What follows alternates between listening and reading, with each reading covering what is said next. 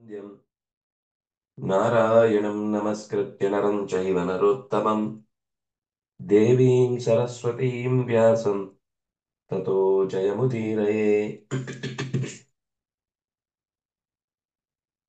देवं नारायणं नत्वा सर्वदोषविवर्जितं परिपूर्णं गुरुंश्चान् गीतार्थं वक्ष्यामि देशतः समस्तगुणसम्पूर्णं सर्वदोषविवर्जितं नारायणं नमस्कृत्य गीता तात्पर्यमुच्यते। ಮೊದಲ ಷಟ್ಕದ ಭಾಗವನ್ನ ಅಂದ್ರೆ ಷಟ್ಕ ಅನ್ನೋ ವಿಭಾಗ ಆಚಾರ್ಯರು ಮಾಡಲಿಲ್ಲ. ಉಳಿದಂತೆ ಭಾಷ್ಯಕಾರರೆಲ್ಲ ಪ್ರಥಮ ಷಟ್ಕ ದ್ವಿತೀಯ ಷಟ್ಕ ಅಂತ ಒಟ್ಟು 3 ಷಟ್ಕಗಳನ್ನ ವಿಭಾಗ ಮಾಡಿಕೊಂಡು ಇನ್ನು ಮುಂದೆ ಸಾಧನೆಯನ್ನ ಮಾಡುವುದರ ಬಗೆಗೆ ವಿವರಣೆ ಈ ಷಟ್ಕ ಕೊಡುತ್ತೆ ಅಂತ ಪೂರ್ವ ಪೀಠಿಕೆಯನ್ನು ಕೊಟ್ಟು ಮುಂದೆ 7ನೆಯ ಅಧ್ಯಾಯದ ಭಾಗ ಬಹಳ ವಿಶಿಷ್ಟವಾದ ವಿಷಯಗಳನ್ನ ಅಂದ್ರೆ ಭಗವಂತನ ಅರಿವಿನ ಕುರಿತಾದ ವಿಶೇಷ ತಿಳುವಳಿಕೆಯನ್ನು ಕೊಡುತ್ತೆ ಎನ್ನುವುದು ಇಲ್ಲಿ ತಿಳಿಯುತ್ತೆ. ಸಾಧನಂ ಪ್ರಾಧಾನ್ಯೇನ ಉಕ್ತಂ ಅತೀತೈ ಅಧ್ಯಾಯೈ. ಹಿಂದಿನ 6ನೇ ಅಧ್ಯಾಯದಲ್ಲಿ ಕುಳಿತುಕೊಳ್ಳುವ ಬಗೆ, ಪ್ರಾಣಾಯಾಮದ ಸ್ಥಿತಿ, ಆಸನ ಹೇಗಿರಬೇಕು, ಬೆನ್ನು ಹೇಗಿರಬೇಕು, ಏನನ್ನ ಚಿಂತಿಸಬೇಕು ಅನ್ನುವ ಈ ಸಾಧನೆಗಳ ವಿಶೇಷವನ್ನ ಹೇಳಿದ್ರು. ಈಗ ಉತ್ತರೈಸ್ತು ಷಡ್ಭಿಃ ಭಗವನ್ ಮಾಹಾತ್ಮ್ಯಂ ಪ್ರಾಧಾನ್ಯೇನ ಆಹ. ಮುಂದಿನ 6 ಅಧ್ಯಾಯಗಳಲ್ಲಿ ಭಗವನ್ ಮಾಹಾತ್ಮ್ಯದ ವಿಷಯವನ್ನು ಪ್ರಧಾನವಾಗಿ ಹೇಳುತ್ತಿದ್ದಾರೆ. ಶ್ರೀ ಭಗವಾನುವಾಚ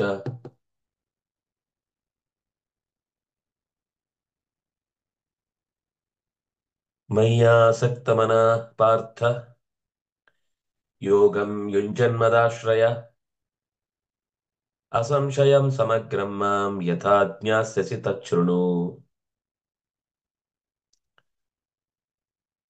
ಮಯ್ಯಾಸಕ್ತಮನಃ, ಮೈ ಆಸಕ್ತಮನಃ, ನನ್ನಲ್ಲಿ ಆಸಕ್ತಿ ಇರುವ ಮನಸ್ಸಿನ ಹಿರಿಯ ಅಥವಾ ಜ್ಞಾನಿ ಅಥವಾ ಭಕ್ತ, ಯೋಗಂ ಯುಂಜನ್, ಭಗವಂತನಲ್ಲಿ ಸಂಪರ್ಕವನ್ನ ಬೆಳೆಸಿ ಅಥವಾ ಸಾಧನೆಯ ಹಿಂದೆ ಹೇಳಿದ ಹಾಗೆ ಸಮಾಧಿಯ ಯೋಗ, ಜ್ಞಾನ ಯೋಗದಲ್ಲಿ ಉಪಾಯದಿಂದ ಹೊಂದುತ್ತಲೇ ಮದಾಶ್ರಯ, ನಾನೇ ಅವನಿಗೆ ಪರಗತಿ ಅನ್ನುವ ರೀತಿಯಲ್ಲಿ ಆತ ನಡೆಸುತ್ತಾ ಅಸಂಶಯಂ, ಸಂದೇಹಕ್ಕಿಡ ಇಲ್ಲದಂತೆ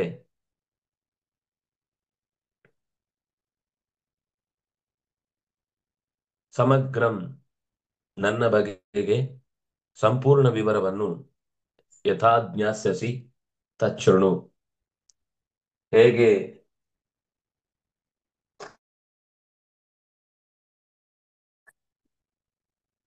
ನಿನಗೆ ತಿಳಿವಿನ ವಿಷಯದಲ್ಲಿ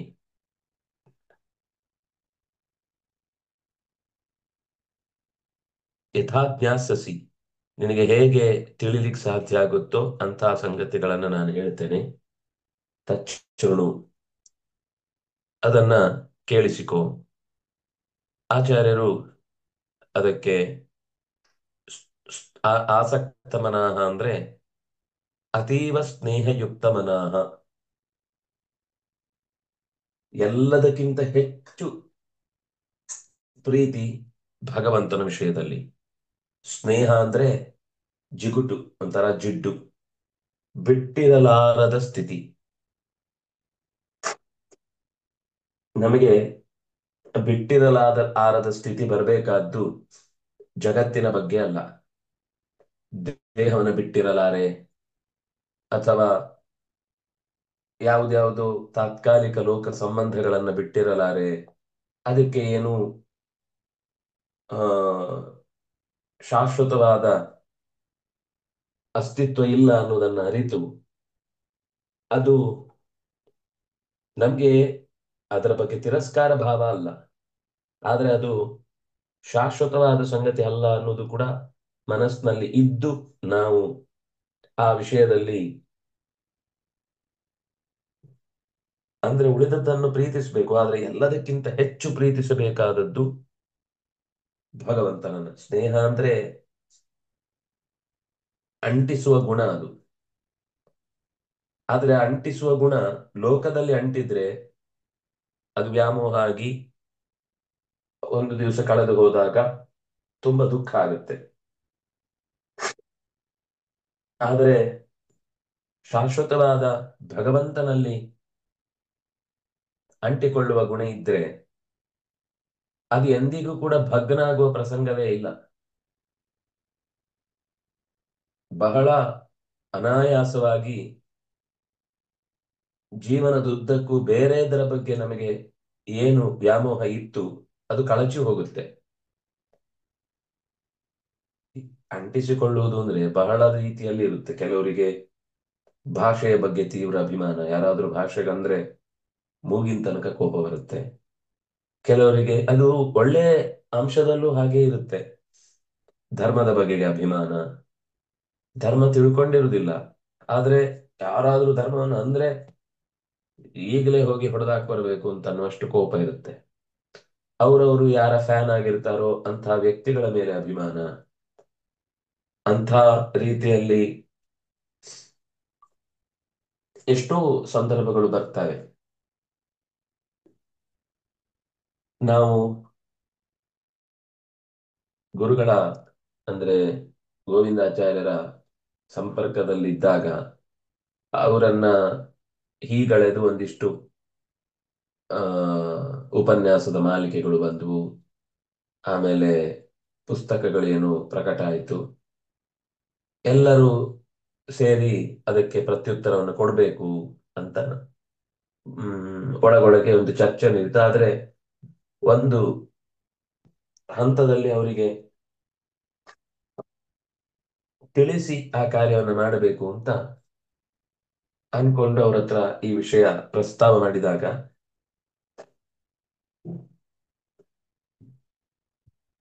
ಮಾಡುವುದು ಬೇಡ ಅಂತಂದ್ರು. ನಮ್ಗೆ ಇದು ಅನ್ಯಾಯಕ್ಕೆ ನಾವು ಉತ್ತರ ಕೊಡ್ಬೇಕಲ್ವಾ ಅಂತ. ಅದು ಜಿಜ್ಞಾಸೆಯಿಂದ ಕೇಳಿದ ಪ್ರಶ್ನೆಗಳಲ್ಲ. ಖಂಡಿಸಿ ಉತ್ತರ ಕೊಡುವಾಗ ವ್ಯಕ್ತಿ ಬದುಕಿರ್ಬೇಕಾದ್ರೇನೆ ಅವರನ್ನ ಸಂಪರ್ಕಿಸದೆ ಏಕಾಏಕಿ ಏಕಮುಖಿಯಾದ ಚಿಂತನೆ ಮಾಡ್ತಾ ಇದ್ರೆ ಇದಕ್ಕೇನು ಉತ್ತರ ಕೊಡಬೇಕಾದ ಅಗತ್ಯ ಇಲ್ಲ. ಯಾರಿಗ ಉತ್ತರ ಕೊಡಬೇಕು ಅಂದ್ರೆ ನಿಜವಾಗಿಯೂ ಅಂತಹ ಆಸಕ್ತಿ ಇದ್ದಲ್ಲಿ ಕೊಡಬೇಕು. ನೀವು ತುಂಬಾ ಅಂದ್ರೆ ನಮ್ಮ ಗುರುಗಳನ್ನ ಬೈಯುವುದು ಕೂಡ ಒಂದು ರೀತಿ ನಿಮಗೆ ಹಿಂಸೆ ಆಗ್ತಾ ಇದೆ ಅಂದ್ರೆ ಇದು ಕೆಟ್ಟ ಅಭಿಮಾನ. ಆ ಅಭಿಮಾನವನ್ನ ತೊಡದೆ ನೀವು ಅದನ್ನ ಅಧ್ಯಯನದ ದೃಷ್ಟಿಯಲ್ಲಿ ತೋರಿಸಿ ಸರಿಯಾದ ಉತ್ತರ ಏನು ಅಂತ.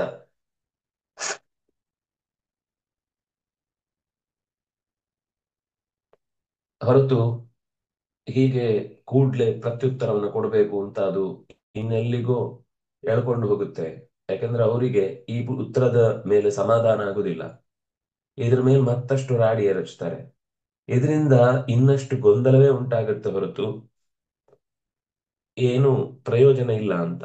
ಆಗ ಅವ್ರ ಹೇಳಿದ ಮಾತು, ನೀವು ನಮ್ಮ ಗುರುಗಳನ್ನು ಯಾರೂ ಬೈಬಾರದು ಅಂತ ನೀವು ಯಾಕೆ ಡಿಸೈಡ್ ಮಾಡಿದಿರಿ? ಯಾರೋ ತಪ್ಪು ತಿಳ್ಕೊಂಡು ಆತ್ಮೀಯರೇ ದೂರ ಹೋಗಿದ್ದಾರೆ ಅಂತಂದ್ರೆ ಆವಾಗ ಅವರನ್ನ ಕನ್ವಿನ್ಸ್ ಮಾಡಬೇಕು. ಅವರೇನು ಆತ್ಮೀಯತೆಯಿಂದ ಆಕ್ಷೇಪ ಮಾಡಿದ್ದಲ್ಲ, ಅವರಿಗೆ ಇದರ ಬಗೆಗೆ ತೀವ್ರವಾದ ವಿದ್ವೇಷದಿಂದಲೇ ಮಾಡಿರುವುದಾದ್ರಿಂದ ಅಂತವರು ಯಾವಾಗ್ಲೂ ಇರ್ತಾರೆ. ಅವರಿಗೆ 10 ಸರ್ತಿ ನೀವು ಹೇಳಿ ನೋಡಿ, ಆಚಾರ್ಯರಿದ್ದಾರೆ ಒಮ್ಮೆ ಹೋಗಿ ಬನ್ನಿ. ಅದು ನಮಗೂ ಅನುಭವ ಆಗಿತ್ತು. ಅವರು ವಯಸ್ಸಲ್ಲಿ ಹಿರಿಯರು, ನೀವು ಆಕ್ಷೇಪ ಮಾಡ್ತಾ ಇರುವವರು ಎಳೆಯ ವಯಸ್ಸಿನವರು.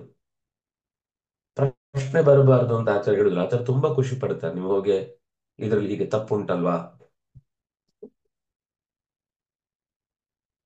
ಅದು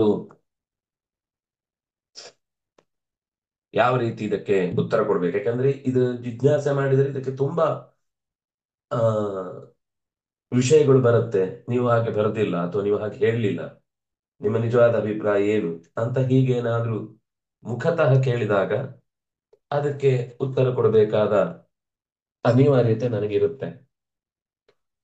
ಯಾವುದೋ ಒಂದೆರಡಕ್ಕೆ ಅವರೇ ಉತ್ತರಿಸಬೇಕಾದ ಪ್ರಸಂಗ ಬಂದಿತ್ತು, ಅದನ್ನು ಅವರು ಉತ್ತರಿಸಿದ್ರು. ಅದು ತನ್ನ ಮೇಲೆ ಬಂದ ಆಕ್ಷೇಪಕ್ಕೆ ಉತ್ತರ ಕೊಟ್ಟಿದ್ದಲ್ಲ.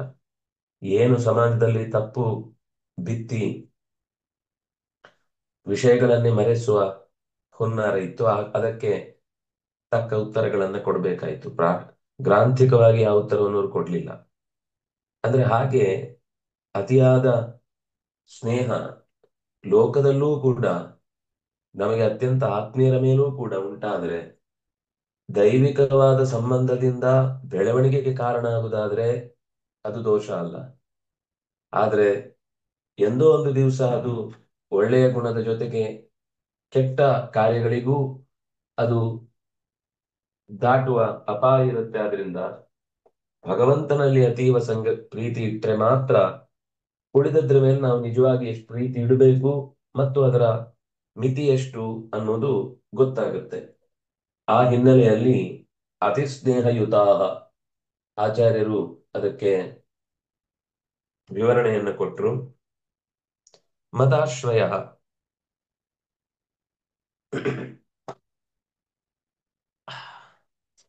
ಭಗವಾನೇವ ಮಯಾ ಸರ್ವಂ ಕಾರಯತಿ ಸರ್ವಂ ತ್ವದಾರಾಧನಮೇವ ಭೂಯಾತ್ ಅಂತ ಮಾತಿದೆ. ಎಲ್ಲವೂ ನಿನ್ನ ಆರಾಧನೆಯಾಗಿರುತ್ತದೆ, ನೀನೇ ಮಾಡಿಸೋನು. ಕಾಮಕ್ಕಾರಯತಿ ಕಾಮಕ್ಕರ್ತ ಅಂತ ಭಗವಂತನೇ ಎಲ್ಲವನ್ನ ಮಾಡಿಸುವುದು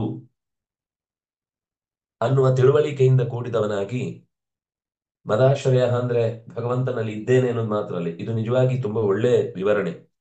ಇಲ್ಲ ಅಂದ್ರೆ ಯೋಗಂ ಯುಂಜನ್ ಭಗವಂತನಲ್ಲೇ ಮನಸ್ಸಿಟ್ಟು ಅಂದ್ರೆ ಅದರ ಅರ್ಥ ಮದಾಶ್ರಯ ಅಂದ್ರೆ ಅವನಲ್ಲೇ ಇರುವುದು ಅಂತಾನೆ ಅರ್ಥ. ಆದ್ರೂ ಅದರ ಸೂಕ್ಷ್ಮ ಭೇದವನ್ನ ಆಚಾರ್ಯರು ಬಿಡಿಸಿಕೊಟ್ರು. 2 ಅಂಶದಲ್ಲಿ ಇಲ್ಲಿ ಆಶ್ರಯ ಸಯೇವ ಮೇ ಶರಣಂ, ಅವನೇ ನನಗೆ ನೆಲೆಮನೆ. ಇದು ಒಂದು. ಅವನಲ್ಲಿ ಮನಸ್ಸಿಡುವುದು ಅಂದ್ರೆ ಅನುಕೂಲ ಆಗುವಾಗ ಮಾತ್ರ ಆಗಿರ್ಬಹುದು. ಆದ್ರೆ ಸರ್ವಾತ್ಮನ ಅವನೇ ನನಗೆ ರಕ್ಷಕ, ನನ್ನಲ್ಲಿ ನಿಂತು ಎಲ್ಲ ಕಾರ್ಯಗಳನ್ನು ಮಾಡುವವನು ಅವನೇ ಅನ್ನುವ ಈ ಭಾವ ಇದ್ದಾಗ ಮದಾಶ್ರಯ ಅನ್ನೋದು ಭಕ್ತಿಯ ಭಾರವನ್ನು ಹೆಚ್ಚಿಸುತ್ತೆ. ತಸ್ಮಿನ್ನೇವ ಚ ಅಹಂ ಸ್ಥಿತಃ ಇತಿ ಸ್ಥಿತಃ.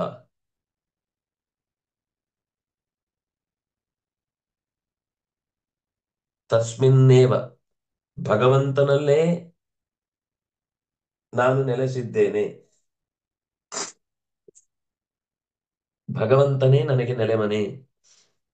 ಅವನನ್ನ ಹೊರತು ಬೇರೆ ಕಡೆ ನಾನು ಅಂದ್ರೆ ಅವನನ್ನೀಗ ಕೇಳಿ ನಾನು ಅವನಲ್ಲಿ ಇರುವುದಲ್ಲ, ಅವನು ಈಗಾಗ್ಲೇ ನನ್ನನ್ನ ಇರಿಸಿಕೊಂಡಿದ್ದಾನೆ.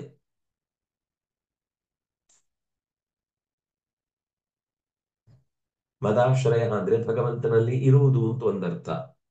ಭಗವಂತನೇ ಶರಣು, ಭಗವಂತನೇ ಮಾಡಿಸುವುದು, ಭಗವಂತನಲ್ಲೇ ಇದ್ದೇನೆ. ಅಸಂಶಯಂ ಸಮಗ್ರಂ ಇತಿ ಕ್ರಿಯಾವಿಶೇಷಣಂ. ಅಸಂಶಯಂ ಜ್ಞಾಸ್ಯಸಿ ಅಥವಾ ಅಸಂಶಯಂ ತಚ್ಛೃಣು. ಎರಡೂ ಕಡೆಗೆ ಸಂದೇಹ ಬಿಟ್ಟು ಕೇಳು. ಸಂದೇಹವಿಲ್ಲದ್ದನ್ನು ತಿಳಿಯುತ್ತಿ, ಸಮಗ್ರ ತಿಳಿಯುತ್ತಿ. ಸಮಗ್ರ ಕೇಳು, ಸಮಗ್ರ ತಿಳಿಯುತ್ತಿ. ಎರಡೂ ಕಡೆಗೆ ವಿಶೇಷಣವಾಗಿ ಕ್ರಿಯಾ ವಿಶೇಷಣವಾಗಿ ಬಳಸಬಹುದು. ಎರಡು ಧಾತುಗಳಿರುವುದರಿಂದ ಶೃಣು ಜ್ಞಾಸ್ಯಸಿ, ಹೇಗೆ ತಿಳಿಯುತ್ತೋ ಹಾಗೆ, ಹೇಗೆ ನಿನಗೆ ಅರ್ಥ ಆಗುತ್ತೋ ಹಾಗೆ ಕೇಳು.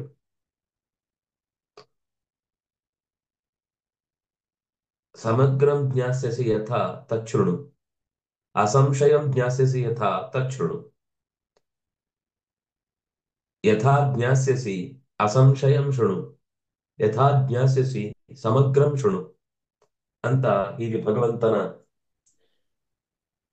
ಅರಿವಿನ ಬಗ್ಗೆ ನಿನಗೆ ಈ ಅಧ್ಯಾಯದಲ್ಲಿ ಹೆಚ್ಚಿನ ತಿಳಿವನ್ನ ನೀನು ಪಡೆಯುವುದಾಗತ್ತೆ. ನನ್ನನ್ನೇ ಮನಸ್ಸಿನಲ್ಲಿ ತುಂಬಿಕೊಂಡು ಪ್ರೀತಿಸುತ್ತಾ ನನ್ನನ್ನೇ ಮೊರೆ ಹೊಕ್ಕು ಯೋಗದ ಸಾಧನೆಯಲ್ಲಿ ತೊಡಗಿ ನಿಶ್ಚಯವಾಗಿ ಜ್ಞಾನದ ಸಮಗ್ರತೆಯನ್ನ ನನ್ನನ್ನು ಹೇಗೆ ತಿಳ್ಕೊಳ್ಬಹುದೋ ಅದನ್ನ ಕೇಳು. ಹೇಗೆ ತಿಳ್ಕೊಂಡ್ರೆ ಸಮಗ್ರ ತಿಳ್ಕೊಂಡ ಹಾಗಾಗುತ್ತೋ ಅದನ್ನು ಕೇಳು. ಹೇಗೆ ತಿಳ್ಕೊಂಡ್ರೆ ಸಂದೇಹವಿಲ್ಲದಂತೆ, ಅಂದ್ರೆ ನೀನ್ ಪ್ರಶ್ನೆ ಕೇಳಲಿಕ್ಕಿದೆ ಅಂತ ಅರ್ಥ. ನಿಮ್ಗೆ ಡೌಟ್ ಬಂದಲ್ಲಿ ನಿರ್ಭಯವಾಗಿ ನೀನು ಪ್ರಶ್ನೆ ಕೇಳಬಹುದು. ಯಾಕೆಂದ್ರೆ ನಾನು ಹೇಳಬಹುದಾದ ಸಂಗತಿಗಳು ಅದು ಯಾವಾಗ್ಲೂ ಅಪೂರ್ಣವಾಗಿರುವುದಿಲ್ಲ. ನಿನ್ನ ಕೇಳ್ಮೆಯಲ್ಲಿ ಪರಿಪೂರ್ಣತೆ ಇದ್ರೆ ನನ್ನ ಉತ್ತರದಲ್ಲಿ ಪರಿಪೂರ್ಣತೆ ಇರುತ್ತೆ. ನಿನ್ನ ಕೇಳ್ಮೆ ಅಕಸ್ಮಾತ್ ಪೂರ್ಣವಾಗಿಲ್ಲದೆ ಇದ್ರೆ ನನ್ನ ಹೇಳುವಿಕೆಯು ಕೂಡ ಅಗತ್ಯ ಇದ್ದಷ್ಟೇ ತಿಳಿಯುವುದು ಸಾಧ್ಯವಾಗುತ್ತೆ. ಆದ್ದರಿಂದ ಏನು ಕೇಳಬೇಕೋ ಅದನ್ನ ಗಮನ ಇಟ್ಟು ಕೇಳು. ಅಸಂಶಯಂ ಶೃಣು, ಸಮಗ್ರಂ ಶೃಣು. ಸಂಪೂರ್ಣವಾಗಿ ನಿನ್ನ ಬಗೆದುಂಬ ಈ ವಿಷಯವನ್ನ ಹಾಕೊಳ್ಳಿಕ್ಕೆ ನಿಮ್ಗೆ ವಿಷಯ ಇದೆ ಅಂತ ಭಗವಂತ ಹೇಳ್ತಾನೆ. ಯೋಗದ ಸಾಧನೆಯಲ್ಲಿ ತೊಡಗುತ್ತಾ ಅಂತ ಅದನ್ನ ಕಂಟಿನ್ಯೂಷನ್, ಪ್ರೆಸೆಂಟ್ ಕಂಟಿನ್ಯೂಷನ್ ಅನ್ನ ನಿರೂಪಣೆ ಮಾಡಿದ್ದಾರೆ. ಅಂದ್ರೆ ಅದು ಮುಗಿಯುವುದಿಲ್ಲ ಅಂತ. ಒಂದ್ ದಿವಸ ಏನೋ ಒಂಚೂರು ಭಗವಂತನಲ್ಲಿ ಶರಣಾಗಿ ಮತ್ತೆ 4 ದಿವಸ ಬಿಟ್ಬಿಡುದಲ್ಲ. ಬೇರೇನು ವ್ಯವಹಾರ, ಕೆಲವೊಮ್ಮೆ ಹಾಗಿರುತ್ತೆ. ಅಖಂಡವಾದ ಚಿಂತನೆ ಮಾಡ್ಲಿಕ್ಕಾಗುದಿಲ್ಲ. ವಾರದಲ್ಲಿ ಒಂದ್ ದಿವಸ ಭಾರೀ ಪ್ರಯತ್ನ, ಆಮೇಲೆ ಭಗವಂತನ ನೆನಪೇ ಇರುವುದಿಲ್ಲ. ಮತ್ತೆ ನೆನಪಾಗದೆ ಇನ್ನೇನೋ ಸಮಸ್ಯೆ ಬಂದಾಗ, ಸಮಸ್ಯೆ ಬಂದಾಗ ಮಾತ್ರ ಭಾರಿ ಇನ್ವಾಲ್ವ್ಮೆಂಟ್. ಸಮಸ್ಯೆ ಹೊರಟೋಯ್ತು ಅಂತಂದಾಗ ದೇವರಿಗೆ ನೀನ್ ಇದ್ಯಾ ಇಲ್ವಾ ಅಂತ ಕೇಳುವ ಒಂದು, ದೇವರಿಗೆ ನಾವು ಕೇಳಬೇಕಾಗಿಲ್ಲ ಇದೆಯೋ ಇಲ್ವೋ ಅಂತ. ಅವನು ಇದ್ಯಾ ಇಲ್ವಾ ಅಂತ ಕೇಳುದ್ರ ಅರ್ಥ ನಾನು ನಿನ್ನಲ್ಲಿ ಉಳಿಲಿಕ್ಕೆ ಬೇಕಿರುವಂತಹ ಅರ್ಹತೆ ಹೊಂದಿದೇನೋ ಇಲ್ವೋ ಅಂತ, ನನ್ನನ್ನು ಬಿಟ್ಬಿಟ್ಟಿದ್ದಾನೆ ಅಂತ ಅನ್ನೋ ಸ್ಥಿತಿಗೆ ಬರುತ್ತದು. ಅಂದ್ರೆ ಹಾಗಾಗದ ಹಾಗೆ ನೈರಂತರ್ಯ ಬೇಕು ಅಂತ ಉಪಾಯವನ್ನ ಬಲ್ಲವನಾಗಿ ಯೋಗದ ಸಾಧನೆಯನ್ನು ಖಚಿತವಾಗಿ ನಡೆಸುತ್ತಾ ಕೇಳು.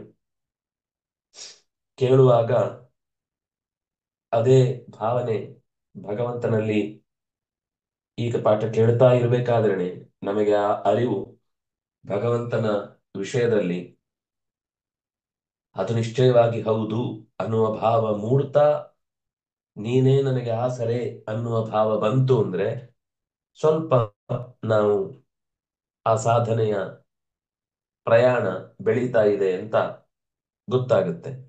ಇಲ್ಲಾಂದ್ರೆ ಕೇವಲ ಕೇಳಿಸ್ಕೊಳ್ತೇವೆ ಮಾತ್ರ, ಒಂದು ಹೃದಯದಲ್ಲಿ ಒಂದು ಹನಿ ಆ, ದೇವರಲ್ಲಿ ಸ್ನೇಹವೇ ಉಂಟಾಗುವುದಿಲ್ಲ, ಹೃದಯವೇ ಕರಗುವುದಿಲ್ಲ, ಕಲ್ಲಿನ ಹಾಗಿರುತ್ತೆ. ಹಾ, ವಿಷಯ ಗೊತ್ತಾಯ್ತು ಭಾರಿ. ನಮ್ಗೆ ಬೇಕಾದ ಉತ್ತರ ಏನಾದ್ರೂ ಇದ್ರೆ ಮಾತ್ರ ಅದನ್ನು ಸ್ವೀಕಾರ ಮಾಡಬೇಕು ಅಂತ ಅನ್ನುವ ಸ್ಟೇಟಸ್ ನಲ್ಲಿ ನಮ್ಮ ಮನಸ್ಸಿದೆ ಅಂದ್ರೆ ಇನ್ನು ಕರಗ್ಬೇಕಾದ ಸಮಯ ತಗೊಳ್ಬೇಕು ಅಂತ ಗೊತ್ತಾಗತ್ತೆ. ಅದು ನಾವು ಬೇಕು ಅಂತ ಮಾಡುವುದೇನಲ್ಲ, ನಮ್ಗೆ ಸ್ಥಿತಿಯೇ ಹಾಗೆ ಹಗುರವಾಗಿರುತ್ತೆ, ಅದರ ಬಗ್ಗೆ ಭಾರ ಅನ್ನೋದು ಗೊತ್ತಿರಲ್ಲ. ಆದ್ರೂ ಒಂದು ಸೆಳೆತ ಇದೆ, ಕೇಳಬೇಕು ಅಂತ ಸೆಳೆತ ಇರುತ್ತೆ. ಆದ್ರೆ ಕೇಳಿದ ವಿಷಯದಲ್ಲಿ ದೃಢವಾಗಿ ಅದನ್ನು ನನ್ನಲ್ಲಿ ರೂಢಿಸಿಕೊಳ್ಬೇಕು, ಅದನ್ನ ಸಂಶಯವಾಗಿ ನಂಬಿ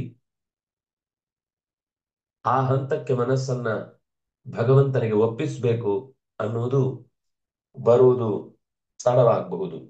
ಅದನ್ನ ಪ್ರಯತ್ನ ಪಟ್ಟು ಭಗವಂತನಿಗೆ ಮನಸ್ಸನ್ನು ಒಪ್ಪಿಸಬೇಕು. ಅವನೇ ಅದಕ್ಕೆ ಆ ಶಬ್ದಗಳನ್ನ ಆಚಾರ್ಯರಷ್ಟು ಚೆನ್ನಾಗಿ ಬಿಡಿಸಿದ್ದಾರೆ. ನನ್ನಿಂದ ಆಗುವ ಕೆಲಸ ಯಾವುದೂ ಅಲ್ಲ, ಈಗ ಆಗಿರುವ ಕೆಲಸ ಯಾವುದಿದೆ ಅದು ಯಾವುದು ನನ್ನದಲ್ಲ, ಆಗ್ತಾ ಇದೆ, ಅಲ್ಲಿ ನೀನು ನನ್ನ ಜೊತೆಗಿರು, ನಿನ್ನೊಟ್ಟಿಗೆನೆ ನಾನು ಇದ್ದು ಈ ಕಾರ್ಯಗಳನ್ನು ಮಾಡ್ತಾ ಇದ್ದೇನೆ. ಅದೇ ಯೋಗ ಸಾಧನೆ. ನಮ್ಮಲ್ಲಿ ಯೋಗ ಸಾಧನೆ ಅಂತಂದ್ರೆ ಕೂತ್ಕೊಳ್ಳೋದು, ಕೈ ಮೇಲ್ ಮಾಡುದು, ಕಾಲ ಅಗ್ಗಳ ಮಾಡುದು, ಯಾವುದು ಆಸನಗಳ ಅಭ್ಯಾಸವನ್ನೇ ನಾವು ಯೋಗ ಅಂತ ಅನ್ಕೊಂಡು ಕೂತಿದ್ದೇವೆ. ಇಲ್ಲಿ ಕೂತಿರ್ಬೇಕಾದದ್ದು ಹೌದು, ಒಂದು ಆಸೀನ ಸಂಭವಾತ್, ಕುಳಿತುಕೊಳ್ಳುವುದರಲ್ಲಿ ಒಂದು ವಿಶೇಷವಾದ ಆ, ಸಿದ್ಧಿಗೆ ವೇಗ ಇದೆ. ವೇಗದ ಸಿದ್ಧಿಯನ್ನ ಪಡಿಲಿಕ್ಕೆ ಕೂತ್ಕೊಳ್ಳುವುದು ಹೆಲ್ಪ್ ಮಾಡುತ್ತೆ. ಉಳಿದಂತೆ ನೈ ಒಂದು ಸಂಪರ್ಕದ ನೈರಂತರ್ಯವನ್ನ ಹುಟ್ಟಿಸುತ್ತೆ ಬಿಟ್ರೆ, ಕಳೆದು ಹೋಗದಂತೆ ಮನಸ್ಸನ್ನ ಜಾಗೃತಗೊಳಿಸುತ್ತೆ ಬಿಟ್ರೆ, ಸಾಧನೆಯ ಮೆಟ್ಟಿಲಿನಲ್ಲಿ ಮೇಲೆ ಹೋಗ್ಬೇಕು ಅಂದ್ರೆ ನಾರಾಯಣ.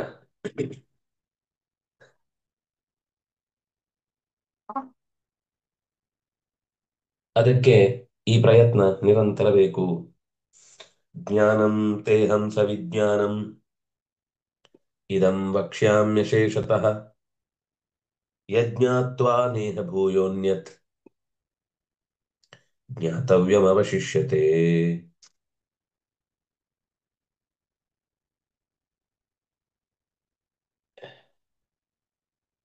ಭಗವಂತನ ಮಹಿಮೆಯನ್ನ ಹೇಳುವ ಮಾತುಗಳಿಗೆ ಮತ್ತಷ್ಟು ವಿವರಣೆಯನ್ನ ದೇವರೇ ಕೊಟ್ಟು ಹೇಳ್ತಾನೆ. ಜ್ಞಾನಂ ತೇಹಂ ಸವಿಜ್ಞಾನಂ, ತಿಳಿಯಲೇಬೇಕಾದ ವಿಶೇಷ ನನ್ನ ಮಹಿಮೆಯನ್ನು, ಸವಿಜ್ಞಾನಂ ಅದರ ವಿಸ್ತಾರದ ಅಂದ್ರೆ ಆಳವಾದ ಚಿಂತನೆಯ ಜೊತೆಗೆ ನಿನಗೆ ಅಶೇಷತಃ ಭಕ್ಷ್ಯಾಮಿ, ಎಲ್ಲವನ್ನೂ ಹೇಳ್ತೇನೆ, ಪೂರ್ತಿಯಾಗಿ ಹೇಳ್ತೇನೆ, ಅದರಲ್ಲಿ ಯಾವ ವಿಷಯವನ್ನು ನಾನು ಬಚ್ಚಿಡುವುದಿಲ್ಲ. ಆದ್ರೆ ಈ ಜ್ಞಾನದ ಮಹತ್ವ ಏನು ಗೊತ್ತಾ? ಯಜ್ಞಾತ್ವ ನೇಹ ಭೂಯೋನ್ಯ ಜ್ಞಾತವ್ಯಂ ಅವಶಿಷ್ಯತೆ. ಇದನ್ನು ನೀನು ಸರಿಯಾಗಿ ತಿಳಿದರೆ ಮತ್ತೆ ಈ ಭಗವಂತನ ವಿಷಯದಲ್ಲಿ ನೀನು ತಿಳಿಲಿಕ್ಕೆ ತಿಳಿಲಿಕ್ಕೇ ಬೇಕು, ತಿಳಿಯಲೇಬೇಕಾದ್ದು ಅಂತ ಉಳಿಯುವಂಥದ್ದು ಯಾವುದೂ ಇಲ್ಲ. ಎಲ್ಲವನ್ನೂ ತಿಳಿದ ಹಾಗಾಗತ್ತೆ. ಅಂದ್ರೆ ಜಗತ್ತಿನ ಬಗ್ಗೆಯೂ ಕೂಡ ಭಗವಂತನ ಬಗೆಗಿನ ಸರಿಯಾದ ಅರಿವು ಬಂದು ಅವನು ಎಲ್ಲದರಲ್ಲಿ ಇದ್ದಾನೆ ಅಂತ ಗೊತ್ತಾಗಿ ಆ ಮೂಲಕ ಅವನನ್ನ ಅನುಸಂಧಾನ ಮಾಡಿದರೆ, ಆವಾಗ ಎಲ್ಲೆಡೆ ಇರುವ ಭಗವಂತನ ಅರಿವು ಬಂದಾಗ ಎಲ್ಲದರ ಅರಿವು ಕೂಡ ಅವನಿಗೆ ಏನು ತಿಳ್ಕೊಳ್ಳಿಕ್ಕೆ ಪಾತ್ರೆಯಲ್ಲಿ ಜಾಗ ಇದೆ, ಅಷ್ಟೋ ಜಾಗವನ್ನ ಅವನು ತುಂಬಿಕೊಳ್ತಾನೆ. ಇದು ಭಗವಂತನ ತಿಳಿವಿನ ವಿಷಯದಲ್ಲಿ ದೇವರೇ ಕೊಟ್ಟ ಎಚ್ಚರ. ಜ್ಞಾನಂ ಸವಿಜ್ಞಾನಂ ಇದಂ ಅಹಂ ವಕ್ಷ್ಯಾಮಿ. ಮಹಿಮಾಪೂರ್ಣವಾದ ನನ್ನ ಪರಿಚಯವನ್ನು ವಿಸ್ತಾರವಾಗಿ ಬಿಡಿಸಿ ಪೂರ್ಣ ಹೇಳ್ತೇನೆ. ಕೆಲವೊಮ್ಮೆ ವಿಸ್ತಾರ ಹೇಳ್ತಾರೆ, ಏನು ಅಂತಾನೆ ಗೊತ್ತಾಗುದಿಲ್ಲ. ಅದಕ್ಕೆ ಸವಿಜ್ಞಾನ ಮುಂದ ಅದರ ರಹಸ್ಯದ ಜೊತೆಗೇನೆ ನಿನಗೆ ಹೇಳ್ತೇನೆ. ಕೆಲವೊಮ್ಮೆ ಮುಗುಮ್ಮಾಗಿ ಮೇಲ್ನೋಟಕ್ಕೆ ಹೇಳಿಬಿಟ್ರೆ ಶಬ್ದಗಳ ಆಟ ಆಗುತ್ತೆ. ಆದ್ರೆ ಅರ್ಥವತ್ತಾದ ಪಾಠ ಆಗ್ಬೇಕು ಅಂತಾದ್ರೆ ಅದರ, ಈಗ ಒಂದು ಪದವನ್ನ ಪರಿಚಯಿಸುವಾಗ ಅದರ ಎಟಮಾಲಜಿಯನ್ನ, ನಿರ್ವಚನವನ್ನ ಬಿಡಿಸಿ ಹೇಳಿದ್ರೆ ಮತ್ ಮರ್ತ್ ಹೋಗಲ್ಲ. ಯಾಕೆ ಈ ಹೆಸರು, ಅಥವಾ ಯಾಕೆ ಇಂಥ ಆ, ದಿಕ್ಕಿನಲ್ಲಿ ಅದನ್ನ ಪ್ರತಿಷ್ಠೆ ಮಾಡಿದ್ದಾರೆ, ಏನು ಅದಕ್ಕೆ ಸಂಬಂಧಪಟ್ಟ ವಿವರಣೆಗಳು ಒಂದಿಷ್ಟು ಸಿಕ್ಕಿದಾಗ ನಮಗದು ಚೆನ್ನಾಗಿ ಮನಸ್ಸಿನಲ್ಲಿ ಉಳಿಯುತ್ತೆ. ಹಾಗಾಗಿ ಆಚಾರ್ಯರು ಇದಂ, ಅದಕ್ಕೆ ಹೇಳಿದ್ರು ಇದಂ ಅಂದ್ರೆ ಮದ್ವಿಷಯಕವಾದ ಜ್ಞಾನಂ, ನನ್ನ ವಿಷಯಕವಾದ ತಿಳುವಳಿಕೆಯನ್ನು.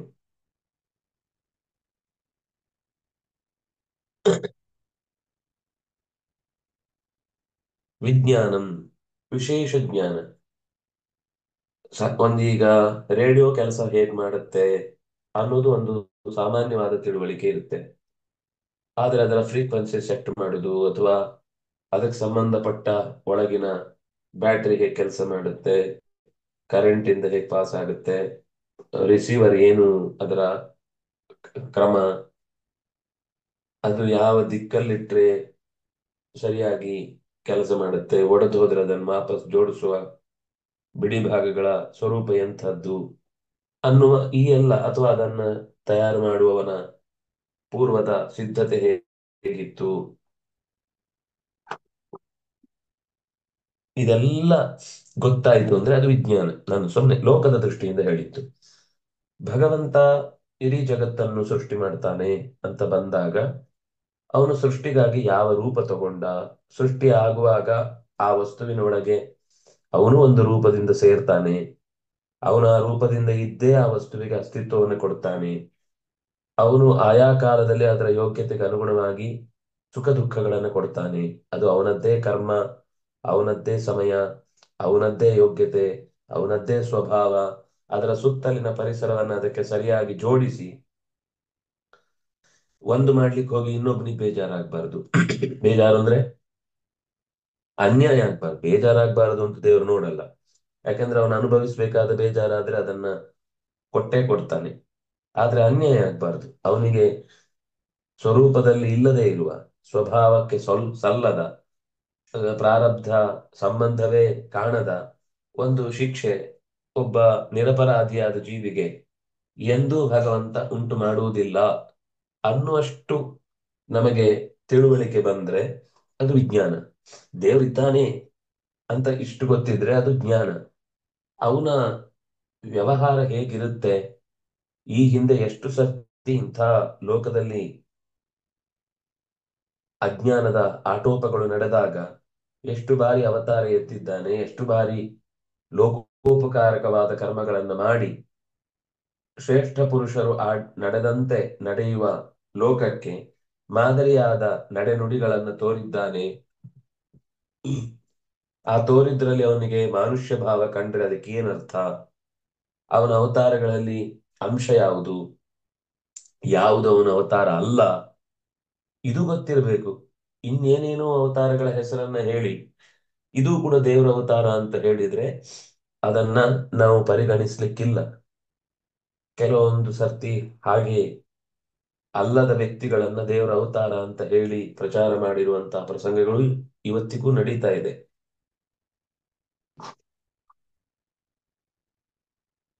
ಅಂಥ ವಿಷಯಗಳಲ್ಲಿಯೂ ಕೂಡ ನಮಗೆ ತಿಳಿವು ಸರಿಯಾಗಿರ್ಬೇಕು. ಇನ್ನು ಕೆಲವೊಮ್ಮೆ ಅಂಶ ಇರುತ್ತೆ, ಒಂದು ಸಣ್ಣ ಆವೇಶ ಅದರಲ್ಲಿ ತುಂಬಿಕೊಂಡಿರುತ್ತೆ.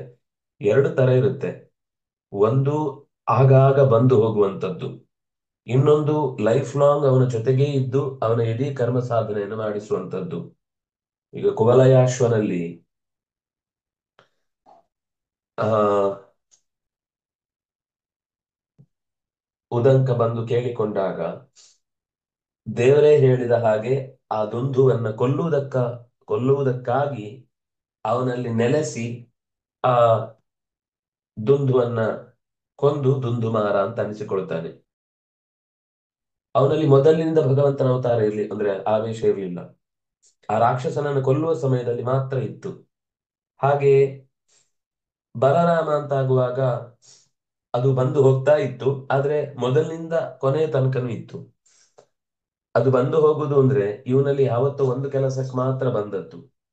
ಪೃಥುವಿನಲ್ಲಿ ಅವನ ಕಾರ್ಯಭಾರ ಏನೆಲ್ಲ ಭೂಮಿಯಲ್ಲಿ ನಡೀಬೇಕಿತ್ತು ದೀರ್ಘಕಾಲ ಇತ್ತು. ಹೀಗೆ ತಿಳ್ಕೊಳ್ಬಹುದು ದೀರ್ಘಾವಧಿ ಮತ್ತು ಅಲ್ಪಾವಧಿ ಅಂತ.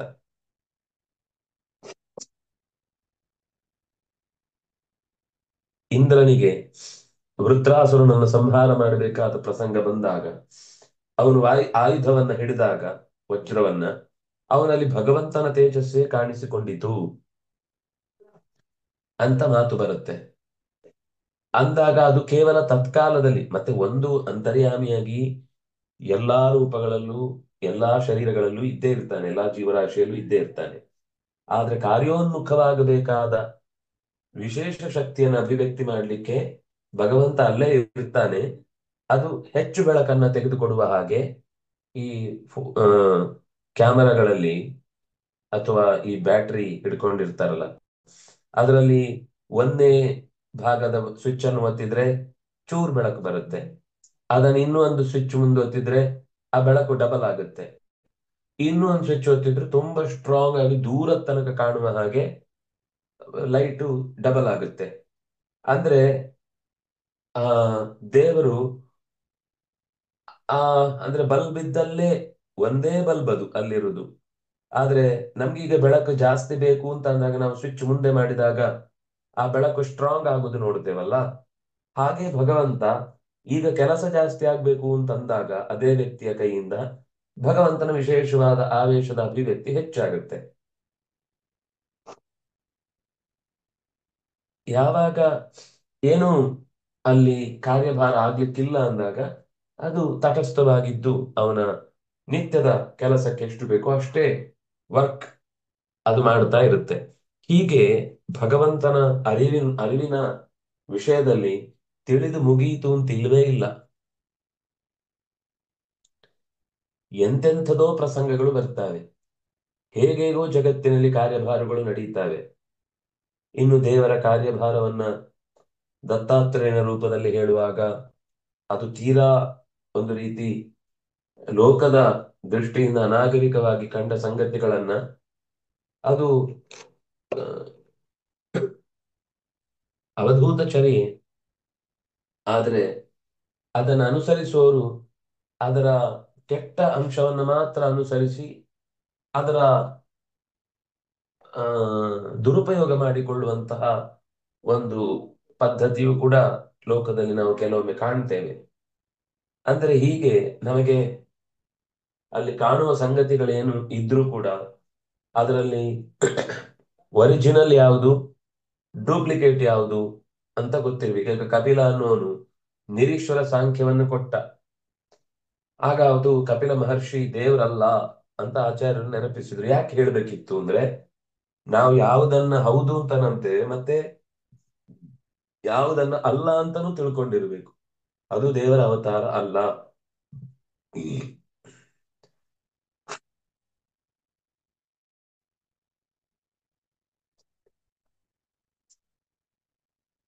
ಅಂದ್ರೆ ಇವತ್ತಿನ ಹಂತಕ್ಕೆ ಹೇಳುವುದಾದ್ರೆ ನಮಗೆ ಚೈತನ್ಯ ಪ್ರಭುಗಳನ್ನ ಅವರು ಕೃಷ್ಣನ ಅವತಾರ ಅಂತ ಹೇಳ್ತಾರೆ.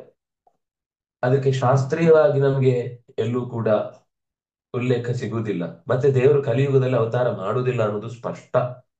ಈಗ ಯಾರು ಕಲ್ಕಿ ಭಗವಾನ್ ಅಂತನೋ ನಾರಾಯಣ ಅಂತನೋ ಅಥವಾ ಚೈತನ್ಯ ಮಹಾಪ್ರಭುಗಳು ಅಂತನೋ ಅವರಲ್ಲಿ ವಿಶೇಷವಾದ ಭಗವಂತನ ಕಾರ್ಯಭಾರ ನಡೆದಿದೆ, ಇಲ್ಲ ಅಂತ ಹೇಳಲ್ಲ.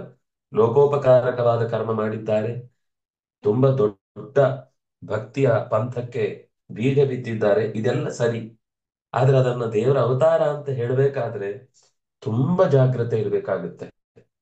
ಆದ್ರಿಂದಾಗಿ ಕಲಿಯುಗದಲ್ಲಿ ಭಗವಂತನ ಅವತಾರ ಇಲ್ಲ ಅಂತ ಸ್ಪಷ್ಟವಾಗಿ ಹೇಳಿದ ಮೇಲೂ ನಾವು ಇಂಥದ್ದನ್ನೆಲ್ಲ ಕಲ್ಪಿಸಿಕೊಂಡ್ರೆ ಅದರ ಬಗ್ಗೆ ಬಹಳ ಎಚ್ಚರದಿಂದ ಕಾರ್ಯಭಾರ ಮಾಡಬೇಕು ಅನ್ನೋದು ಗೊತ್ತಾಗುತ್ತೆ. ಸರಿ ಸಾಕು. ಶ್ರೀಹರಿಪ್ರಿಯತಾಂ ಶ್ರೀಕೃಷ್ಣಾರ್ಪಣಮಸ್ತು.